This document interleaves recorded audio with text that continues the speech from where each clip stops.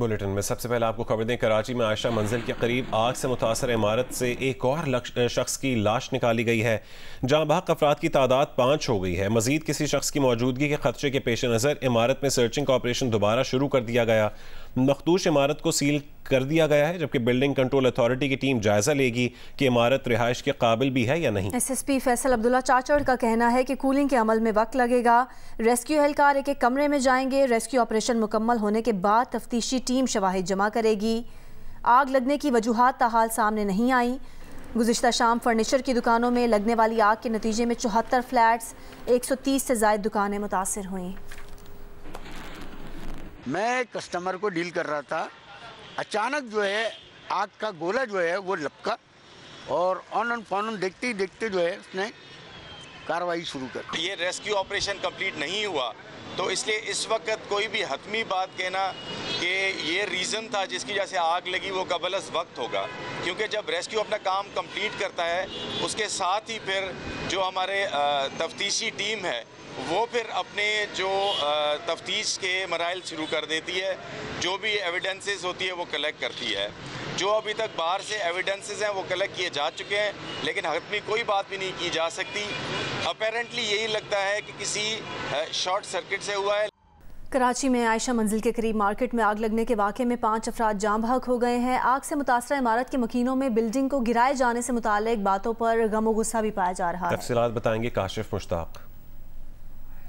जी बिल्कुल, हम इस वक्त आयशा मंजिल के करीब से आपको रिपोर्ट कर रहे हैं और गुज़िश्ता रोज़ एक इमारत में यहाँ आग लगी और आग ने इस पूरी इमारत को भी अपने लपेट में लिया, जबकि मुतादिद दुकानें जो हैं वो भी जलकर खाकसर हो गई हैं। इस वक्त मुख्तलिफ रेस्क्यू टीमें और पुलिस की टीमें यहाँ मौजूद हैं, लेकिन जो यहाँ दुकानदार हैं, जो यहाँ इस फ्लैटों के अंदर लोग रहते हैं, उनकी जानिब से जो है वो काफ़ी गम और गुस्सा पाया जाता है। और मेरे अकब में बड़ी तादाद में यहाँ लोग मौजूद हैं। मेरे कैमरामैन अदनान इधर अगर आपको यहाँ दिखाएँ तो बड़ी तादाद में जो लोग यहाँ के रिहायशी हैं वो मौजूद है और उनकी जानिब से ये कहा जा रहा है कि उन्हें ये इजाज़त दी जाए कि इस इमारत की जो बैक साइड की जगह जहां हम इस वक्त मौजूद हैं, यहाँ की जो इमारत आप देख सकते हैं कि इसका C सेक्शन है और C सेक्शन की तमाम तर इमारत ठीक है और इनका ये मुतालबा है कि इन्हें जो है वो यहाँ जाने की इजाज़त दी जाए। जबकि इस इमारत के फ्रंट साइड की जो A सेक्शन है वो मुकम्मल तौर पर जलकर खाकसर हो गया है। पुलिस की भारी नफरी यहाँ मौजूद है और पुलिस की जानिब से ये कहा जा रहा है कि जब तक रेस्क्यू ऑपरेशन मुकम्मल नहीं होगा तब तक जो है वो किसी को भी इस इमारत के अंदर जाने की इजाज़त नहीं दी जाएगी।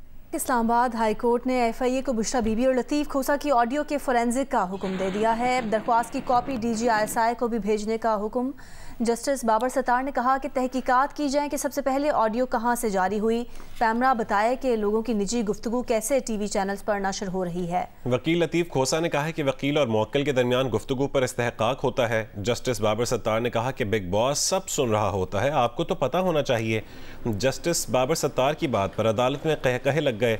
अदालत ने पूछा कि ऑडियो कौन रिकॉर्ड कर रहा है। वकील ने मौक़िफ़ अपनाया कि सबको पता है कि कौन रिकॉर्ड करता है, जिस पर जस्टिस बाबर सत्तार ने कहा कि मफरूज़े पर तो नहीं चल सकते।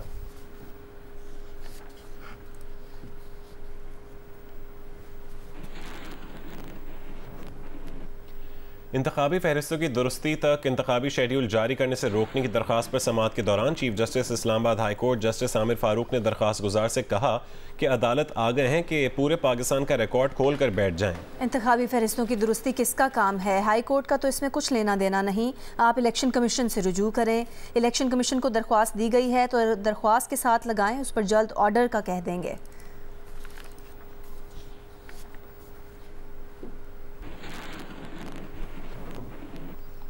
दीगर खबरें शामिल करेंगे। तालिबान हुकूमत के वज़ीर दाखिला सिराजुद्दीन हक्कानी भी कई बरस तक पाकिस्तानी पासपोर्ट इस्तेमाल करते रहे। दोहा के दौरे में सिराजुद्दीन हक्कानी ने बतौर सफरी दस्तावेज़ पाकिस्तानी पासपोर्ट इस्तेमाल किया और इसी दौरे में तालिबान और अमरीका के दरमियान दोहा मुआहदा तय पाया। द न्यूज़ के रिपोर्टर उमर चीमा की रिपोर्ट के मुताबिक वजारत दाखिला के ज़राए ने बताया कि सिराजुद्दीन हक्कानी को 5 साल के लिए पाकिस्तानी पासपोर्ट जारी किया गया था। तहकीकात पर मालूम हुआ कि अफगान वज़ीर दाखिला को पासपोर्ट PTI दौरे हुकूमत में पेशावर से जारी किया गया। 2 ओहदेदारों को गिरफ्तार कर लिया गया है। ज़राए का कहना है कि अफगान शहरियों को जारी किए गए 30 से 40 हज़ार पासपोर्ट्स ब्लॉक कर दिए गए हैं।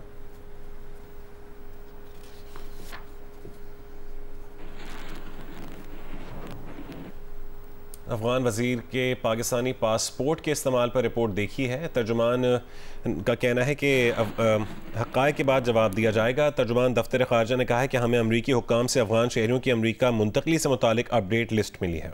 इंटेलिजेंस से मुतालिका मालूमात इंटेलिजेंस चैनल्स के ज़रिए ही दी जाती हैं। तर्जुमान दफ्तर ख़ारजा ने यह भी कहा कि पाकिस्तान और अमरीकी हुक्काम की मुलाकातों में दोनों अतराफ़ के तहफ़्फ़ुज़ात पर बात की गई।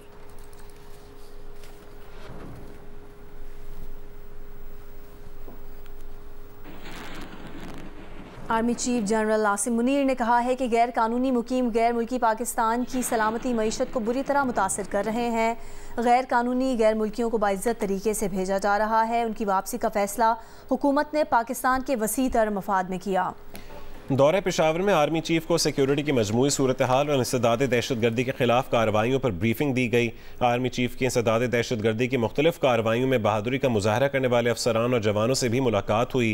उन्होंने कहा कि दुश्मन क़ुव्वतों के मज़मूम अज़ाइम को जामे हिकमत अमली के जरिए नाकाम बनाया जा रहा है। आर्मी चीफ ने पहली बार मुनक़दा कौमी वर्कशॉप खैबर पख्तूनख्वा के शुरका से भी खिताब किया।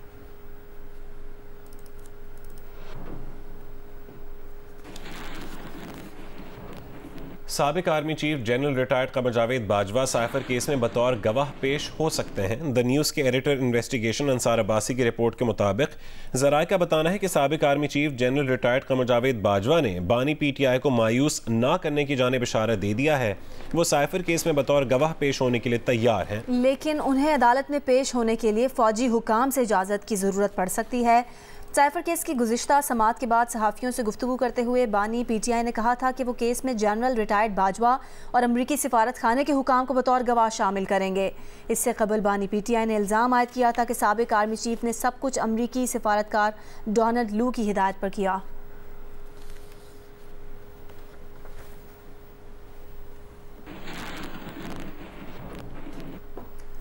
शीरी मज़ारी का नाम पासपोर्ट कंट्रोल लिस्ट से निकाल दिया गया है। Director general immigration and passport ने इससे मुतालिक मेमोरेंडम जारी कर दिया। शीरी मज़ारी का नाम अदालती हुक्म पर पासपोर्ट कंट्रोल लिस्ट से निकाला गया। इस्लामाबाद हाई कोर्ट के जस्टिस तारिक महमूद जहांगीरी ने फैसला जारी किया था। अदालत ने PCL से नाम निकाल कर अदालत में तामीली रिपोर्ट जमा करवाने की हिदायत की थी।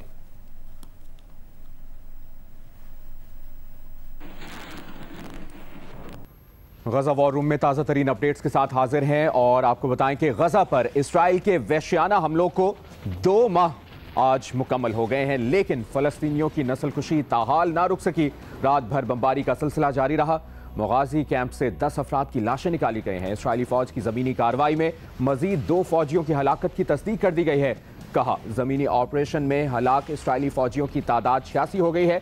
सलामती काउंसिल पर जंगबंदी से मुतालिक दबाव डालने के लिए अक़वाम मुत्तहिदा के सेक्रेटरी जनरल ने आर्टिकल 199 को इस्तेमाल किया है। खारजा उमूर पर यूरोपीय नुमाइंदे जोसेफ बोरेल ने रुकन ममालिक से UN सेक्रेटरी जनरल के मुतालबे की हिमायत पर जोर देते हुए कहा कि गजा के हालात पर काबू पाने के लिए सलामती काउंसिल को इक़दाम करना चाहिए।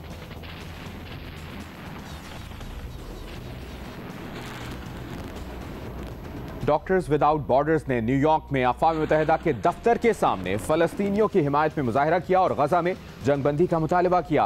MSF का कहना है कि गजा में मुसलसल मुहासरे और जारी तशद्दुद से बका की कोशिशें मुश्किल होती जा रही हैं। गजा में अस्पतालों, एम्बुलेंसेस, डॉक्टर्स, नर्सेस पर हमले नाकाबिल कबूल हैं।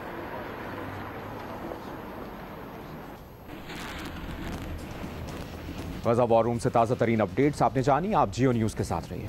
4 रोज़ा मैच के दूसरे दिन पाकिस्तानी प्राइम मिनिस्टर 11 के खिलाफ 291 रन 9 खिलाड़ी आउट पर इनिंग्स डिक्लेयर कर दी। कप्तान शान मसूद 201 रन बनाकर नॉट आउट रहे। ऑस्ट्रेलियन प्राइम मिनिस्टर 11 ने दिन के इख्तिताम तक 2 विकेट पर 149 रन बनाए।